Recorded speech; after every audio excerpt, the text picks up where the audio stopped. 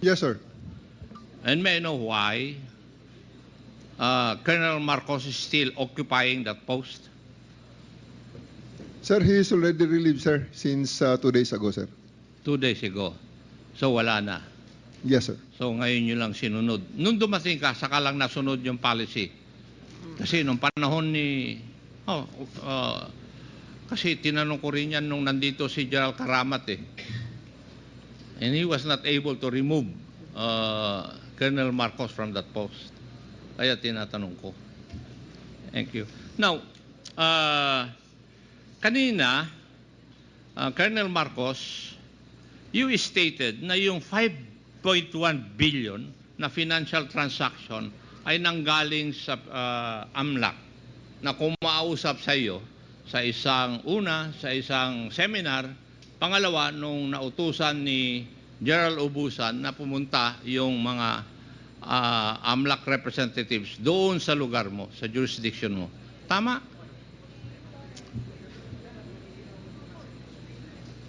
Yun ang sinagot mo kanina, Colonel Marcos, di ba? Sir, pardon po, sir. Hindi ko na masyadong maklarify yung question. Pasensya na po. Sinusundan ko lang yung katanungan kanina ni the Honorable Paduano. Ang sinagot mo kanina tungkol dun sa 5.1 billion na financial transaction ni Mr. Kerwin Espinosa ay nanggaling sa dalawang AMLAC representative. Na una, sinabi sa iyo sa isang seminar. Pangalawa, binago mo, sinabi nung dalawang AMLAC representative nung inutusan o sinabihan ni General Ubusan na pumunta sa iyo sa jurisdiction mo. Tama? Opo, sir. Tama po, sir. Oh. Ang pangalan po niya, sir, Attorney Joseph Tambago. Bakit kanina nung tinatanong ka ni Honorable Paduano Kwan? Sir, hindi mo masagot-sagot kanina. Nagtanong po ako sa mga kapwa RC ko nung panahon po ni General Ubusan. Kaya po nakuha ko na po yung pangalan. Well, so sinasabi mo na yung financial transaction na worth 5.1 billion ay AMLAC ang nagsabi. Yes, sir. AMLA po. Taga-AMLA po, sir. Kanina, lumabas yung 5.1 billion transaction na yon dahil nakasama sa ebidensya nyo na nakuha sa raid na ginawa nyo. Now, alin na po ang totoo? Bali po, sir. Hindi, tinatanong kita, alin ang totoo dun sa dalawa? Kasi dalawa ang statement mo eh. Nag-umpisa po yung... Kanina, ang sinabi mo doon sa pagtatanong ng isa sa aking mga kasamahan, doon sa raid na ginawa ninyo, ay nakita ninyo yung mga dokumento na merong 5.1 billion transaction. Pero nung si Honorable Paduano ang nagtatanong sa iyo, sinabi mo, AMLAC ang nagsabi sa iyo. Definitely, Colonel Marcos, you're lying. Based on the figure po yan. You want me to get the records or the minutes of this hearing? Sir, Kahit na may edad ako sa iyo, pero matalim pa rin yung aking pag-iisip. Sir, pwede pa ko mag-explain ng konti, sir? Hindi, sagutin mo muna ako. Alin ang totoo dun sa dalawa? Yun ang tanong ko, hindi mo pa sinasagot eh. And I can cite you for contempt. Bali po, sir. If you fail to answer, because under Section 11, failure to answer any question from any representative of this House will merit contempt. Totoo po yun, sir, na... Alin ang totoo? Totoo po yun, sir, na binigay ng AMLA yung information sa figure, pero totoo din po, sir, na based sa raid ni Espinido, doon namin nakuha ang impormasyon sa Blue Oceanic Corporation Textile na binigay namin si AMLA para tingnan, kasi silang lang naman, sir, ang nakakakita sa bangko kung magkano, sir, ang laman. Di po wala kaming idea during that time na raid, nung pinaila namin ng kaso, ang meron lang kami, yung pangalan lang ng corporation. So binigay po namin yan sa AMLA, sila po ang nag-imbestiga kasi wala pong kapas ang PNP. Kaya later on, sir, nung nakita kami... May naunang nagtanong sa iyo na congressman dito. And you said na, ikaw nga sumagot eh, na during the implementation of the search warrant, you found documents on money laundering amounting to 5.1 plus billion. Yun ang sagot mo kanina eh. Tapos nung si Congressman Paduano na nagsasabi, sinabi mo na ang nagsabi doon sa 5.1 billion na yon ay yung taga-AMLAC. You're imputing wrongdoing to representatives of the AMLAC because I know na hindi dapat nila sabihin yun.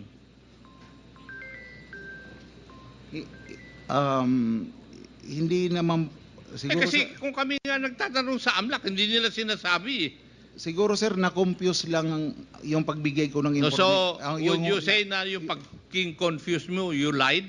Hindi naman po sir kasi no mag-read po ang CIDG at saka si Espinido, doon po namin nakita yung mga cheque sir, kung kanino inisyo, sino po yung mga involved. So obligado po kami mag-report po sa higher headquarters na ito po yung mga na-found out naming documents. Tapos po, ito po ipinasa po sa AMLA, in which po nag-feedback po yung AMLA sa amin kasi kami man po ang nag-request ng investigation doon sir sa mga account. Kaya po kami sir sinabihan na yung laman nung account ganito po kalaki. I would like just to advise you, Colonel Marcos, na you should be forthright in your answers to the questions propounded by members of this committee. Yes sir. Sorry. Ayaw namin yung nag-flip-flop ka. Maliwanag siguro yun. Yes, Your Honor, Mr. Chair. Yes. Kaya nga sabi ko, antayin mo na ako ang magtanong sa iyo. Yes, Mr. Chair. Yes. Now, on August 12, 2016, jailed drug lord Edgar Alan Alvarez was shot dead inside the maximum security compound of the Leyte Regional Prison in Abuyog, Leyte. Tama. Correct, sir. At kayo po ang nag-lead ng CIDG Region 8 sa operation na ito. Hindi po kami ang main lead but our role, sir, is to the application of search warrant. It was led by the Police Regional Office 8, sir. It was led By the mismo, sir, ng Police Regional Office 8. We as supporting unit, our role was to apply for the search warrant. Okay. Sige. Alam mo, Iho, wag mo akong pagbubulahin sa operation ng CIDG. Kasi naging chief ako ng NCR CIDG hanggang ako yung naging head ng National CIDG. And you're not being forthright in your answers.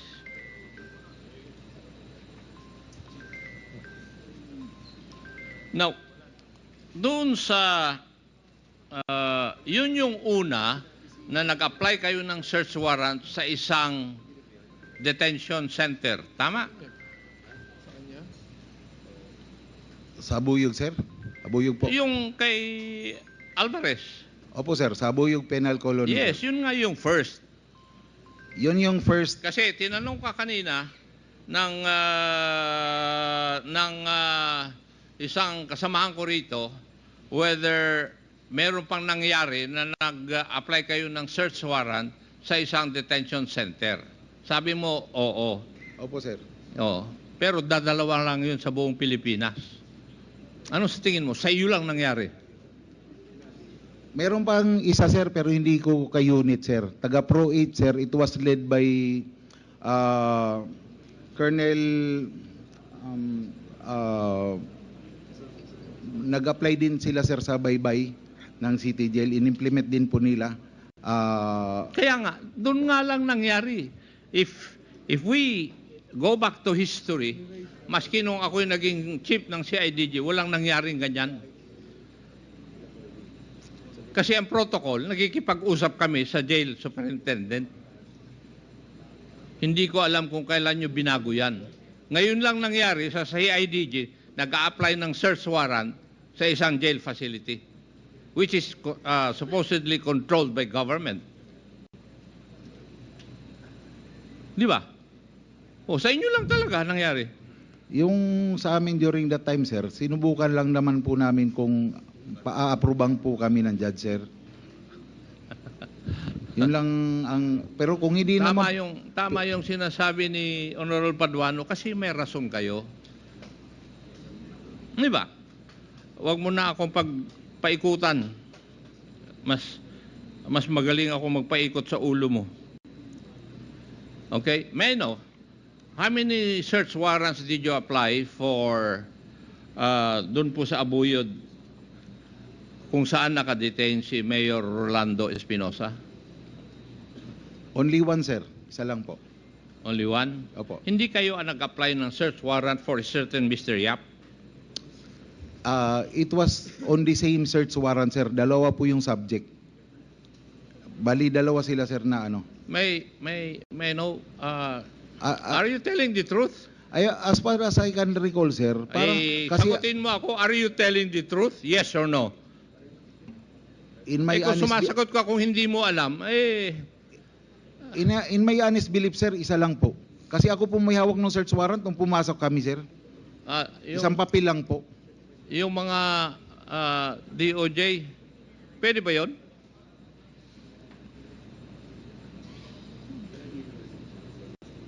You applied, based on official records, Colonel Marcos, you applied for search warrant on cells 1 and 2. Tig-isang search warrant.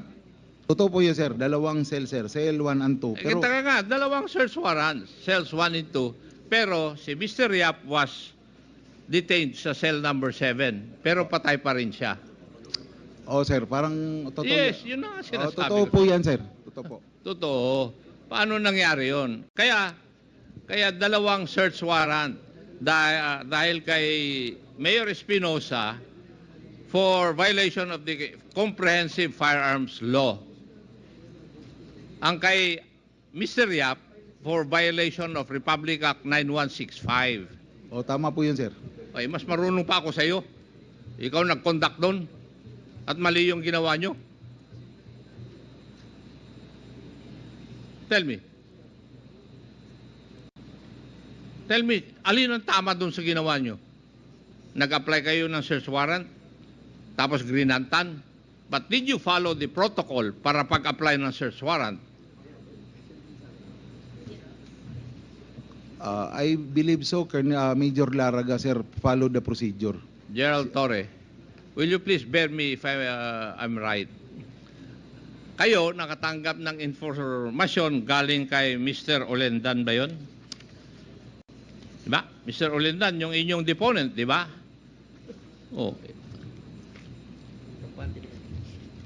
Tama. Ikaw nagsabi rin kanina eh. Narinig ko rin sa iyo kanina. Kung nakikita mo man lang akong nagbabasa, nakikinig ako sa sinasabi mo.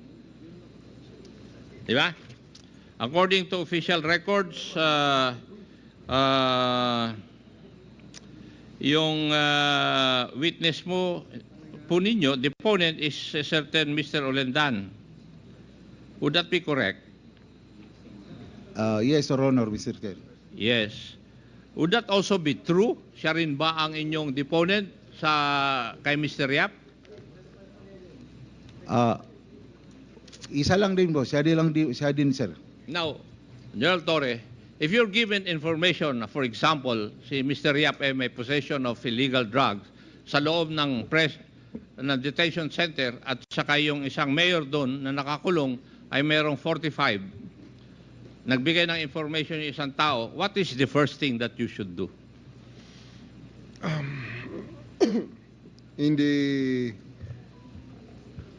Would you believe On hook, the- line, and sinker yung sasabihin ng deponent na yun? O yung informant na yun? I will check, of course, sir, the veracity of the information Yes, given and to that is what we call the vetting process Yes, sir. of the information. Now, Colonel Marcos, did you do that? Sir, ginawa siguro ni Major Laraga yan, sir. Ayaw ko makuha nyo siguro. Ginawa niya yun, sir, kasi in-approve man, sir, siya ng application niya. As I said, sir, kahit nandito naman po si Director, ang mga provincial officer natin, sir, is may independence po sila sa pag-apply ng search warrant. Ang regional chief po, hindi po nakikialam. Look, alam mo, ang sinasabi mo ba sa akin ay hindi mo alam na magkoconduct ng search doon sa jail? Is that what you're trying to tell me? Nung approve na, sir, yung search Ay, warrant. hindi nga. Nung approve na po. Sagutin mo yung umiiwas ka kagad, dumidepensa eh. Ang tanong ko sa iyo, hindi mo ba alam na magko-conduct ng search warrant yung provincial office mo doon sa detention center? Alam ko po, sir, And kasi then, ano po dapat ang ginawa ninyo bilang regional head? Hindi binerify, ba ang responsibilidad mo ay titignan mo that everything is in order or in accordance with law? binerify ko yan, sir, cleaner. So, binerify mo and everything was in accordance with law. Tingin mo?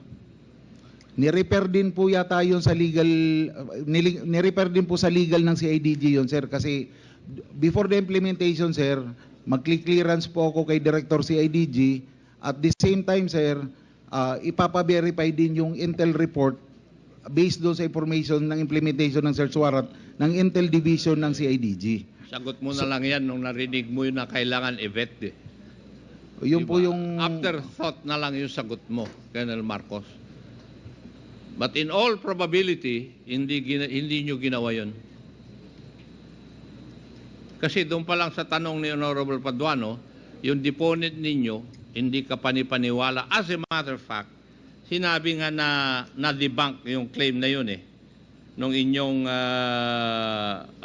witness. He was not a credible deponent according to the records. Colonel Marcos. Di ba? But anyway, DOJ, is the DOJ present?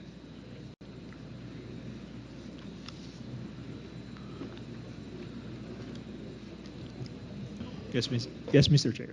Ako, kanina, sinasabi ni Colonel Marcos, pinagyayabang na niya na na-filean siya ng kaso, na-quit siya. Tama? That is what I heard. That is what you heard. Yes, Okay. Mr. Chair. Yun ang sinabi niya, di ba? Kasi, tama nga rin po yung sinasabi niya na since nagkaroon po siya ng trial, he has been arraigned, double jeopardy will set in. Tama po.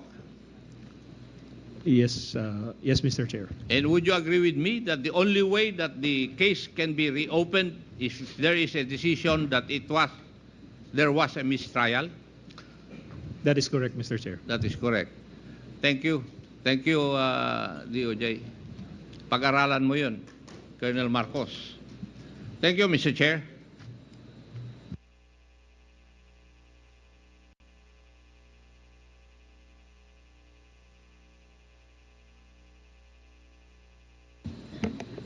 Since our lead chairman leave for a while, so I'll be continuing the questions, no? Okay. I'd like to refer to the CHR. If you indeed conducted an investigation on the killing of Mayor Espinosa? Honorable Chair, magandang hapon po. Yes, Your Honor, based on the records of the Commission, there was a human rights violation case with regards the death of Mayor Espinosa in 2016, Your Honor. Can you tell us about that in full detail on the human rights violation? Ibig Yes. sabihin, hindi sinunod ng pulis ang kanyang constitutional right. Am I right?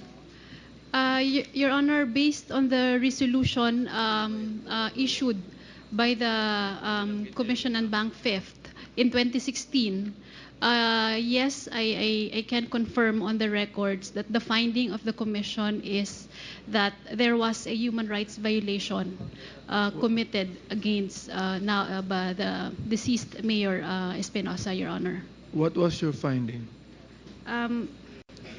Your Honor, if you will allow me, I have a soft copy of the resolution in 2016, dated. This resolution, it was resolved, and the resolution was issued, dated. It's quite there. My apologies, Your Honor. It's 53 pages. That's okay. Second, of August 2018. So it was the case was filed and docketed in 2016 and resolved in 2018. Can you just submit that to us, please? Yes, Your Honor, we can submit the finding the resolution of the Commission and Bank, Your Honor. All right. I now would like to talk to Mr. Espinosa. Colonel Marcos, nag-peace sign na peace na ba kayong dalawa? Wala man akong hinanakit kay Kerwin, sir. Peace man kami. Yung sa akin lang, sir, magsabi lang ako kung ano yung tama at saka yung totoo, sir. Okay. Ganito, no? Bago ang ibang katanungan, I'd like to ask Mr. Espinosa, nung ikaw ay sinundo ni Director General Bato de la Rosa, sakay ng kanyang Land Cruiser, di ba? Yes po, Mr. Sabi Chair. mo, sabi mo sa amin dito na ikaw ay nasa likod at napapagitnaan ka ng 2 pulis. Tama ba? Yes po, Mr. Chair. At pagkatapos niyan ay nag-usap kayong dalawa. Ang 2 pulis ay pinalabas. Nasa loob ka ng kotse, correct?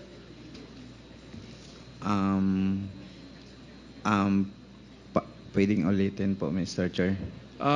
Ang banggit mo ay kinausap ka ni General Bato doon sa loob ng kotse ba? Oo, doon po sa loob ng sasakyan, Mr. Chair. So pinalabas na yung 2 pulis, kayong 2 na lang nag-usap? Hindi po. While nag-moving kami, nagsasalita siya. Po, Nagsasalita siya? Opo, Mr. Chair. So andun pa yung 2 pulis? Andon po.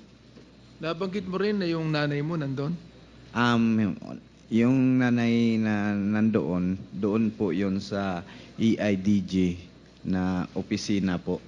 Okay. Kung saan ako naka-detain. So inulit ba ni General Bato ang utos niya sa'yo? Opo, Mr. Chair. So ibig sabihin, ang unang utos niya ay ginawa niya nung nasa kotse kayo? Opo, Mr. Chair. Pangalawa, inulit niya to doon nung naka-detain na? Opo, Mr. Chair. Narinig lahat ito ng Mami mo? ko at kapatid ko. Sinong mami tinutukoy mo? Yung mami ko po ay si Salipa E. Espinosa at yung kapatid ko na si Mariel E. Espinosa. O, inimbitahan po namin dito yan para mag-testify kung tama po yung, kung makorroborate po yung inyong sinabi. Ano po? Opo, Mr. Chair, pero may hilingin sana ako kasi may nangyari kasi sa nung kami ay papunta dito, may nangyari sa airport. Nihangyo rako sa ako ang parente nga ubani ko ninyo sa kay nako imbitasyon sa Congress. Gidana ko sila nya kanang mga tawhana puro na ay pusil. So pag abot na mo sa airport na pagdating namin sa airport hinarang po kami ayong mga kasama ko. Yung baril nila kumpleto po yun ang papel, may PTC, may LTAP at may permit to carry. At sinabi ng airport police na rebook na daw yung mga baril nila. So nagkaroon ako ng kaba kung bakit timing. Ilan yung kasama mo? 8 po. 8 kasama yung mami mo at kapatid mo? Hindi. Yung itong pagpunta ko ngayon dito ba, Mr. Chair? Okay. Ang sabi niya, Chairman Abante, is that nung papunta siya rito to appear before the Quad, may kasama siyang mga kamag-anak niya na lahat ay merong LTAP, no, yung license to own and possess yung firearms, at saka permit to carry. Pero may nangyari raw dun sa airport na kung saan sila nag-take off. No? Ang sinabi yata ay na-revoke yung kanilang LTAP, no? Yung LTAP Opo. ng mga Kaya, armas. pag-imbitahan po sila, yung mama at kapatid ko, hilingin ko po sa Quadcom ang seguridad at security ng ang pamilya ko po. Mr. Chair, we can promise that, correct? Yes, we can promise that. At maghiling na rin ako sa inyo kasi nasabi ko na sa Mr. Chair, pwede matanong sa PNP kung bakit nangyari na ganun na biglang hinold yung mga baril ng mga kasama ko na kompleto naman sa dokumento. At humihingi ako sa inyo ng protection sa aking pag-uwi. Pagkatapos nitong hearing na to, sa aking pag-uwi, ng seguridad na makarating ako na buhay sa bahay po namin. Mr. Chair, we can provide that, correct? Yes, we